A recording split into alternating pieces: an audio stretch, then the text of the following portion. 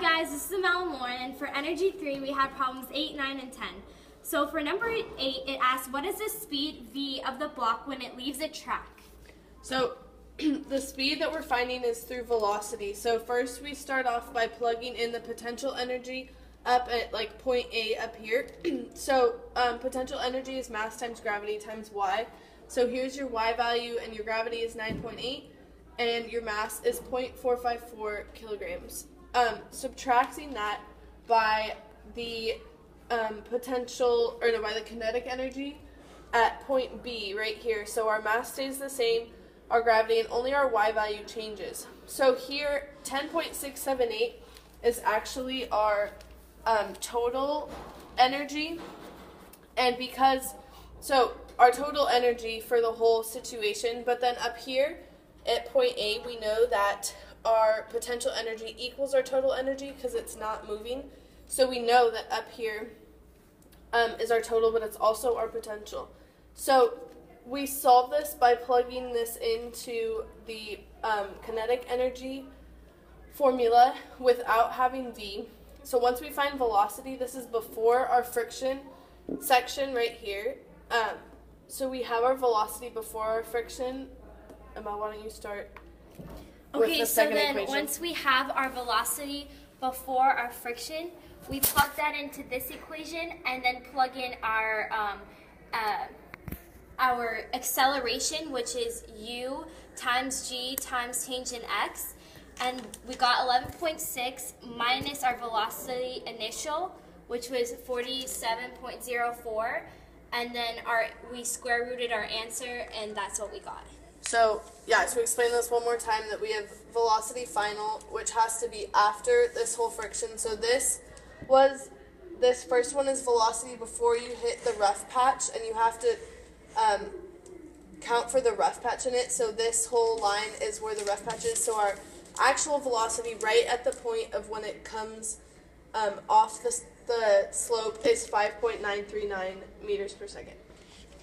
Okay, and then for number 9, the question asked is, what is the horizontal distance x the block travels in the air? So for this one, we used our basic kinetic energy equation, which was Vf squared equals Vi squared plus 2 acceleration times change in x.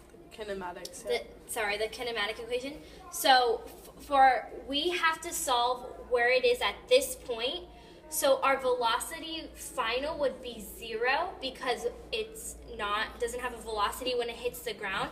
But our velocity initial would be what we got from our previous equation, which is 5.939.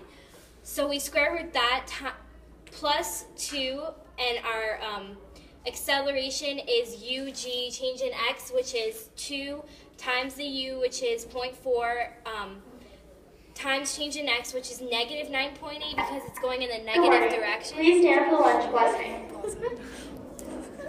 Let us remember. There's going to be people in there. Let us thank God for food when others are hungry, for drink when others are thirsty, for friends when others are lonely. We ask this in God's name. Amen. St. John Baptist Dale South. Did you stop? Live Jesus in our hearts. It's okay. Oh, we can cut that. Yeah, we can. Okay, sorry. So then we plugged everything in, and remember that our velocity initial would be at this point, which was our velocity final from the previous equation. So plugging that into our kinematic equation, we got the change in x equals 4.498. So for number 10, it asks us what is the total speed of the block when it hits the ground, and speed is just the absolute value of velocity at this point. So we'll try to go fast. Potential energy plus kinetic energy equals our total energy, but we're solving for our kinetic energy. So our total energy really is our kinetic energy.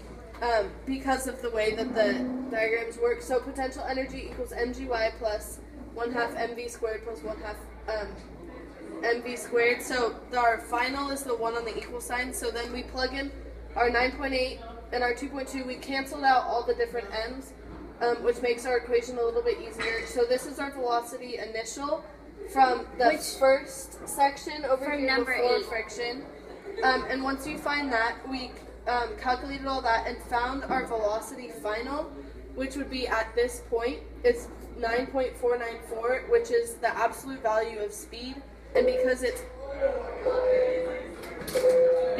positive, our speed is 9.494.